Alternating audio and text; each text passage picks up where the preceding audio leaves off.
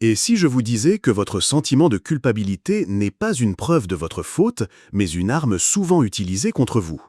Pendant des millénaires, l'humanité a été éduquée à croire que la culpabilité est un baromètre infaillible de notre moralité, une sorte de juge intérieur qui nous signale quand nous avons transgressé une règle sacrée. On nous apprend à la ressentir, à la porter comme un fardeau, et parfois même à l'utiliser comme un moteur pour le changement. Mais cette perception est-elle complète? Est-elle même juste? Aujourd'hui, nous allons plonger dans les eaux troubles de la culpabilité pour la décortiquer non pas comme une fatalité émotionnelle, mais comme une construction complexe, aux origines multiples et aux usages souvent insidieux. Nous explorerons comment ce sentiment peut être un moteur de croissance, un signal d'alarme vital, mais aussi et surtout une chaîne invisible forgée par des forces externes pour nous contrôler, nous manipuler et nous maintenir dans un état de stagnation. Alors, d'où vient cette émotion si puissante et souvent accablante qu'est la culpabilité? Est-elle une partie intrinsèque de notre constitution humaine, un instinct gravé dans notre code génétique, ou bien une construction complexe, patiemment édifiée au fil des millénaires par nos cultures, nos religions et nos systèmes sociaux? C'est une question fondamentale qui nous ramène aux racines mêmes de notre conscience et de notre sens moral. Du point de vue évolutif, certains pourraient arguer que la capacité à ressentir de la culpabilité a joué un rôle crucial dans le développement de nos sociétés. Imaginez nos ancêtres, vivant en petites communautés. Un individu qui nuit au groupe, volontairement ou non, mais qui ressent ensuite de la culpabilité, est plus susceptible de corriger son comportement, de faire amende honorable et de renforcer les liens sociaux. Cette capacité à l'autocorrection et à l'empathie aurait favorisé la cohésion et la survie du groupe. La culpabilité, dans ce sens, serait un mécanisme interne, une boussole morale primitive, conçue pour maintenir l'ordre social et la coopération. Elle serait ce murmure intérieur qui nous avertit lorsque nous franchissons une ligne, non pas par malice, mais par un besoin profond d'appartenance et d'harmonie collective. Cependant, la culpabilité que nous connaissons aujourd'hui est bien plus nuancée que cette simple fonction biologique. Elle est profondément imprégnée par des siècles de conditionnements culturels et religieux. Les récits fondateurs de presque toutes les grandes religions, de la faute originelle au commandement divin, utilisent la culpabilité comme un puissant levier. On nous enseigne très tôt ce qui est bien et ce qui est mal, souvent avec la promesse de châtiment ou la menace d'une conscience troublée. Ces constructions sociales transforment le simple signal d'alarme évolutif en un juge sévère, capable d'infliger une souffrance émotionnelle intense et prolongée. Les normes de notre société, qu'elles soient explicites ou implicites, dictent également ce pourquoi nous devrions nous sentir coupables, allant des erreurs personnelles aux injustices collectives. C'est ici que le travail de Brené Brown, la chercheuse américaine bien connue, devient absolument essentiel pour comprendre cette dualité. Elle a passé des décennies à étudier la vulnérabilité, la honte et la culpabilité, et sa distinction est d'une clarté lumineuse. Pour elle, la culpabilité est saine quand elle est un signal qui nous dit « j'ai fait quelque chose de mal ». Cette culpabilité nous oriente vers la responsabilité et la réparation. Elle est productive. Elle nous pousse à l'introspection, à reconnaître nos erreurs, à demander pardon si nécessaire et à modifier notre comportement à l'avenir. C'est une force qui peut nous aider à grandir, à apprendre et à devenir de meilleures personnes.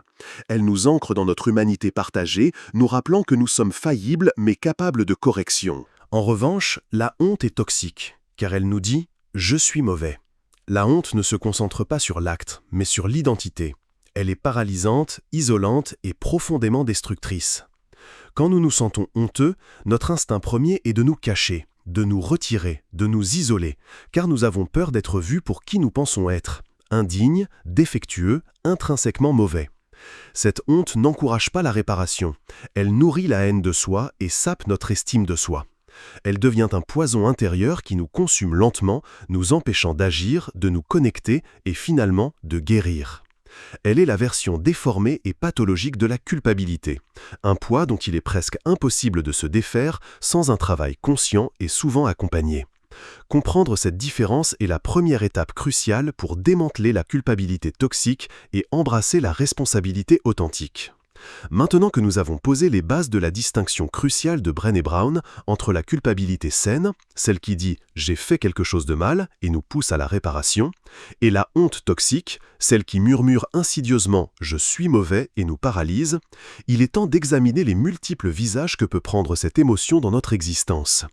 La culpabilité n'est pas monolithique. Elle se manifeste sous des formes variées, chacune ayant des implications profondes pour notre psyché et nos interactions sociales. Le premier de ces visages est sans doute le plus familier, la culpabilité personnelle.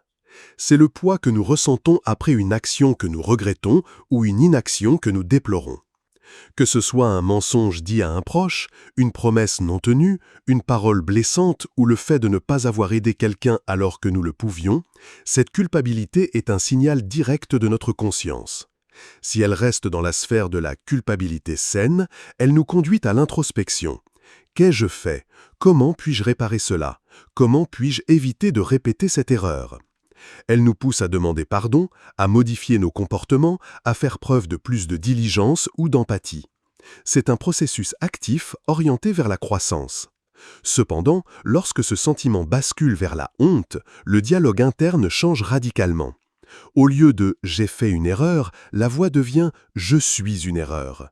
On s'auto-flagelle, on se dévalorise et cette honte peut devenir si écrasante qu'elle paralyse toute tentative de réparation, nous poussant à nous isoler ou même à répéter des comportements destructeurs, persuadés que nous ne méritons rien de mieux. Au-delà de l'individu, la culpabilité prend une dimension bien plus vaste et complexe, la culpabilité collective. C'est le poids d'une responsabilité partagée, non pas pour une action individuelle, mais pour les actes historiques ou les systèmes oppressifs auxquels notre groupe, notre nation ou même notre génération a pu contribuer, sciemment ou non. Pensez à la culpabilité post-coloniale, au fardeau des injustices raciales passées et présentes, ou à la responsabilité face à la crise climatique. Ici encore, la distinction de Brown est vitale. Une culpabilité collective saine incite à la reconnaissance historique, à la justice réparatrice, à la modification des politiques et à l'éducation pour prévenir de futures atrocités.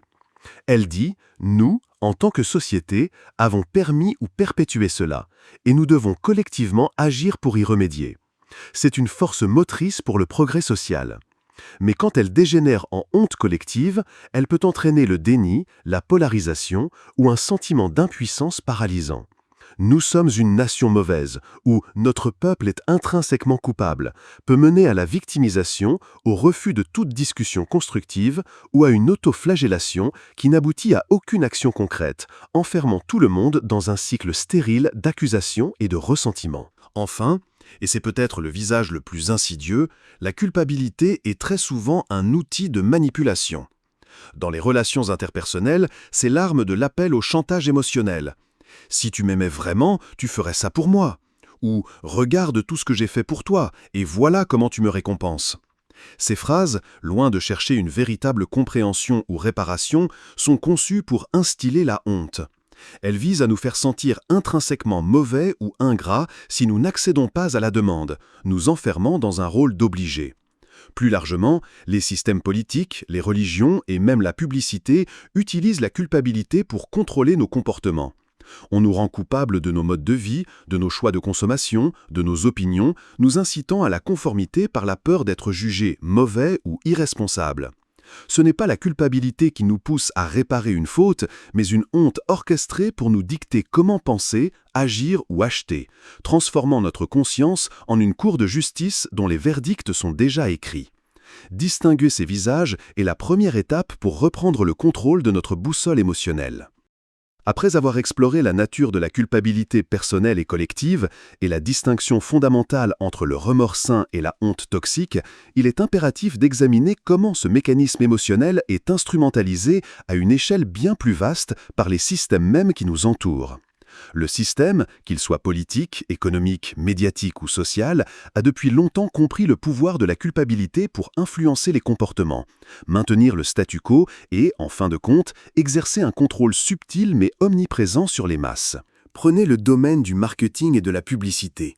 Combien de fois sommes-nous confrontés à des messages conçus pour nous faire sentir coupables si nous n'achetons pas un certain produit, si nous ne souscrivons pas à une certaine idéologie ou si nous ne nous conformons pas à une certaine norme? La culpabilité environnementale en est un exemple frappant. On nous inonde d'images de catastrophes écologiques, de statistiques alarmantes, puis on nous offre la solution. Achetez ce produit écologique, recyclez ceci, réduisez votre consommation de viande. Si une part de cette injonction relève d'une responsabilité légitime, une autre partie vise clairement à instiller une culpabilité latente pour orienter nos choix de consommation, et parfois même masquer la responsabilité systémique des grandes industries. Le message sous-jacent est souvent « Vous êtes personnellement coupable de la destruction de la planète si vous ne faites pas X », plutôt que de pointer du doigt les véritables leviers de pouvoir et de pollution. C'est une forme de honte collective déguisée en appel à l'action individuelle, qui peut laisser l'individu démuni et écrasé par le poids d'une responsabilité disproportionnée. Dans la sphère politique, la culpabilité est un outil redoutable pour modeler l'opinion publique et justifier certaines politiques. Les leaders politiques peuvent invoquer une culpabilité historique pour rallier le soutien à des initiatives de justice réparatrice, ce qui, dans sa forme saine, peut être un moteur de progrès. Cependant, cette même culpabilité peut être manipulée pour polariser la société, pour désigner des boucs émissaires ou pour détourner l'attention de problèmes actuels. En instillant une honte collective persistante pour des événements passés, certains acteurs peuvent chercher à contrôler le discours, à dicter ce qui est acceptable ou non de penser, et à créer une division perpétuelle entre groupes. La question devient alors, cette culpabilité mène-t-elle à une véritable réparation et à l'unité, ou à une paralysie et à une fragmentation ? L'économie moderne elle-même n'est pas étrangère à l'utilisation de la culpabilité. On nous enseigne une éthique du travail où ne pas être productif, ne pas réussir financièrement ou même prendre du repos peut générer un sentiment d'inadéquation. La notion de mériter sa réussite ou son échec est souvent teintée de cette culpabilité. Si vous n'êtes pas riche, c'est peut-être parce que vous n'avez pas travaillé assez dur, vous n'avez pas fait assez de sacrifices. Ce récit, bien que pouvant inspirer l'effort, peut aussi générer une honte profonde chez ceux qui peinent, leur faisant porter le fardeau de leurs difficultés économiques comme un échec personnel plutôt que de questionner les structures systémiques qui créent les inégalités. La dette, par exemple, n'est pas seulement une obligation financière, elle est souvent accompagnée d'une forte composante de culpabilité morale, maintenant les individus dans un état de stress et de dépendance. La pilule rouge ici est de reconnaître cette manipulation. Il s'agit de distinguer la véritable responsabilité, celle qui nous pousse à l'action constructive, de la culpabilité fabriquée, celle qui vise à nous paralyser et à nous contrôler. Pour ce faire, nous devons développer un sens critique aiguisé, questionner les narratifs dominants et nous demander qui bénéficie de notre sentiment de culpabilité. Est-ce une culpabilité qui nous pousse à réparer et à grandir ou une honte qui nous enferme dans l'autodévalorisation et la passivité ? Comprendre ces mécanismes est le premier pas pour reprendre la souveraineté sur nos émotions et nos choix. Maintenant que nous avons démasqué les origines et les manipulations de la culpabilité, la question pressante demeure. Comment briser ces chaînes invisibles ? Comment passer de la paralysie de la honte à une responsabilité consciente et à une véritable liberté intérieure ? C'est le cœur de notre démarche, une voie exigeante mais profondément libératrice qui commence par une réévaluation radicale de notre rapport à la culpabilité. La première étape, essentielle, est d'apprendre à distinguer la véritable responsabilité de la culpabilité imposée. Pour cela, nous devons devenir des détectives de nos propres émotions. Lorsque le sentiment de culpabilité frappe, il faut s'arrêter et poser des questions fondamentales. Est-ce que ce sentiment est lié à une action concrète que j'ai commise et qui a causé du tort ? Si la réponse est oui, alors nous sommes dans le territoire de la culpabilité saine, celle que Brené Brown décrit comme « j'ai fait quelque chose de mal ». Elle doit nous pousser à l'action corrective. Mais si le sentiment est plus diffus, plus paralysant, s'il se manifeste par une autodépréciation générale ou une peur d'être jugé sans lien direct avec un acte spécifique, alors nous sommes probablement face à la honte, le venin insidieux qui murmure « je suis mauvais ». Il faut alors identifier la source. Était-ce une attente irréaliste de ma famille, une pression médiatique, une norme sociale toxique ou même une manipulation consciente de la part d'autrui ? Reconnaître ces mécanismes est un acte de souveraineté émotionnelle. C'est refuser de laisser les autres ou les systèmes définir notre valeur. Une fois cette distinction faite, la voie de la libération s'ouvre. Elle passe par le pouvoir immense du pardon de soi et de l'honnêteté radicale. Le pardon de soi n'est pas une absolution de nos fautes ou une minimisation de leurs conséquences. C'est l'acte courageux de reconnaître notre humanité imparfaite, d'accepter que nous faisons des erreurs, comme tout être humain, sans pour autant nous définir par elles. C'est se donner la permission de se détacher de l'identité de personne mauvaise pour embrasser celle de personne qui a fait une erreur et qui apprend. Ce processus nécessite une honnêteté radicale avec soi-même. Cela signifie regarder nos actions en face, sans déni ni embellissement. Admettre ce qui s'est passé, reconnaître le tort causé et ressentir la douleur que cela a pu entraîner. Mais cette honnêteté ne doit pas devenir une autoflagellation. Elle est le socle sur lequel construire une nouvelle compréhension de soi. Une compréhension qui permet de dire « Oui, j'ai fait cela. Oui, j'en assume la responsabilité. Et non, cela ne me rend pas indigne d'amour ou de pardon, ni de la part des autres, ni de la mienne. » Enfin, le but ultime est de transformer cette culpabilité paralysante en action constructive et en opportunité d'apprentissage. Si la culpabilité est saine, elle nous indique précisément quoi faire.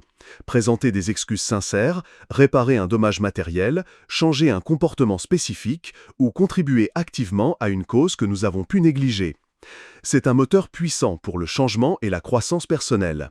Chaque erreur devient alors une leçon précieuse, un pas de plus vers une sagesse accrue et une intégrité renforcée. Mais si nous identifions de la honte toxique, l'action sera différente. Elle consistera à défier les voix intérieures et extérieures qui nous dévalorisent, à poser des limites claires aux personnes manipulatrices, à chercher du soutien auprès de ceux qui nous aiment et nous acceptent tels que nous sommes, et à cultiver la compassion envers nous-mêmes. La honte nous enferme dans le silence. La libération passe par la parole, l'acceptation et la reconnaissance que notre valeur n'est pas conditionnée par nos erreurs, mais par notre capacité à les affronter et à nous en relever. C'est en faisant ce travail introspectif et actif que nous reprenons le pouvoir sur notre boussole émotionnelle et nous nous ouvrons à un avenir où la responsabilité est un choix conscient et non un fardeau imposé. Nous voici donc au terme de ce voyage au cœur de la culpabilité, un chemin semé d'embûches, de manipulations, mais aussi d'opportunités de croissance profonde. Ayant appris à distinguer la culpabilité saine du poison de la honte et à démasquer les systèmes qui cherchent à nous contrôler par ces émotions, la question ultime se pose. Comment vivre au-delà de la culpabilité, vers une éthique de la responsabilité consciente et une véritable souveraineté de l'esprit ?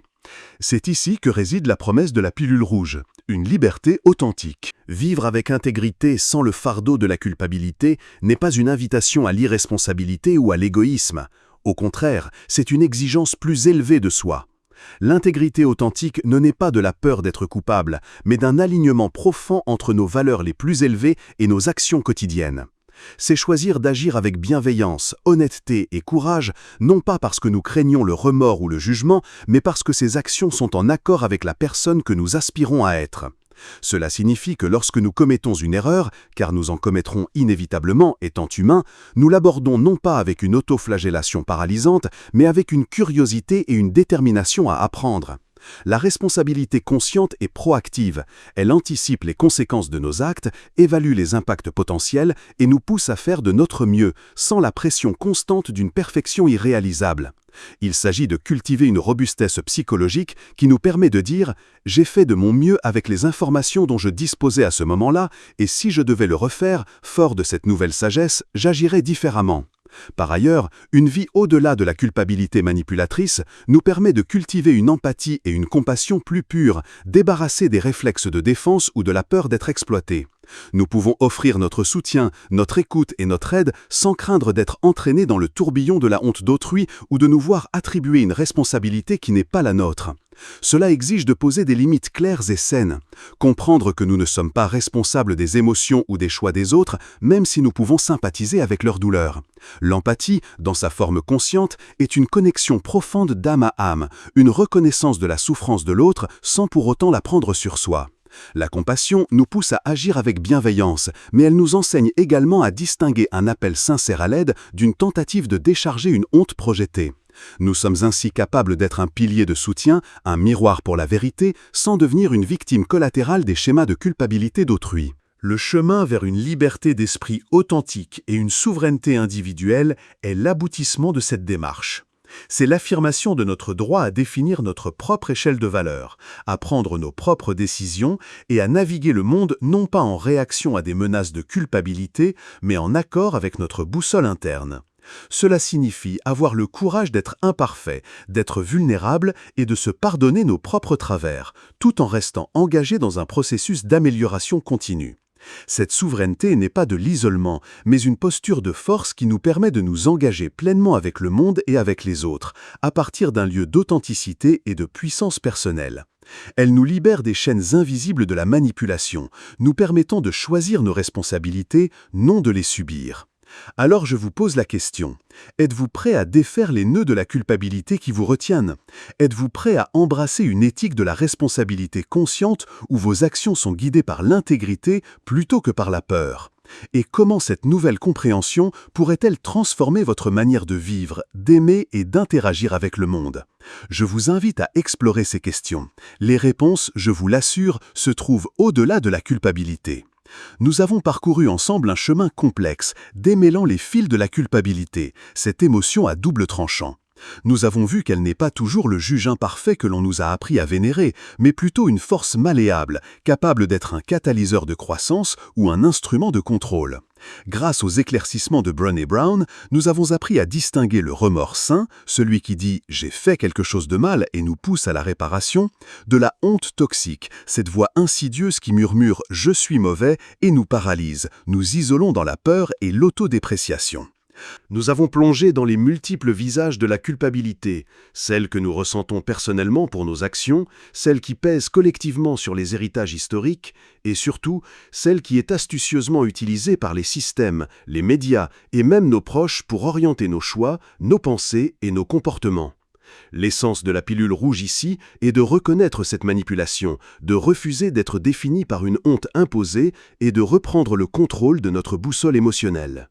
Briser les chaînes de la culpabilité passe par un acte de courage, l'honnêteté radicale avec soi-même, le pardon de soi et la transformation de chaque erreur en une leçon, chaque regret en une opportunité de grandir. Ce n'est qu'en cultivant une responsabilité consciente, guidée par l'intégrité plutôt que par la peur, que nous pouvons nous élever au-delà de ces influences. C'est en faisant cela que nous cultivons une empathie authentique, posons des limites saines et ouvrons la voie à une liberté d'esprit et une souveraineté individuelle véritable. Alors, après cette exploration, j'aimerais vous entendre. Quelle est la plus grande révélation que vous ayez eue aujourd'hui concernant votre propre rapport à la culpabilité? Comment comptez-vous appliquer la distinction entre culpabilité saine et honte toxique dans votre vie quotidienne? Et quelles sont les chaînes de culpabilité que vous êtes le plus impatient de briser pour retrouver votre liberté d'esprit? Partagez vos pensées et vos expériences dans les commentaires ci-dessous et n'oubliez pas de vous abonner et de partager cette vidéo si elle vous a fait réfléchir. Maintenant que nous avons éclairé les recoins sombres de la culpabilité, je suis profondément curieux d'entendre vos propres réflexions. Ce parcours vers une responsabilité consciente n'est jamais solitaire. Quelle est la pilule rouge que vous avez avalée aujourd'hui concernant une culpabilité que vous portiez? Et comment cela pourrait-il changer votre approche de l'avenir? Partagez vos pensées les plus honnêtes dans les commentaires ci-dessous. C'est dans l'échange de nos expériences que nous solidifions notre compréhension et aidons les autres à se libérer. Si ce voyage vous a éclairé, un simple pouce en l'air et un abonnement à la chaîne seraient une immense preuve de soutien. Et bien sûr, si vous connaissez quelqu'un qui pourrait bénéficier de ce message, n'hésitez pas à partager cette vidéo. Votre engagement est la preuve que ces conversations comptent. Merci de faire partie de cette communauté de penseurs libres.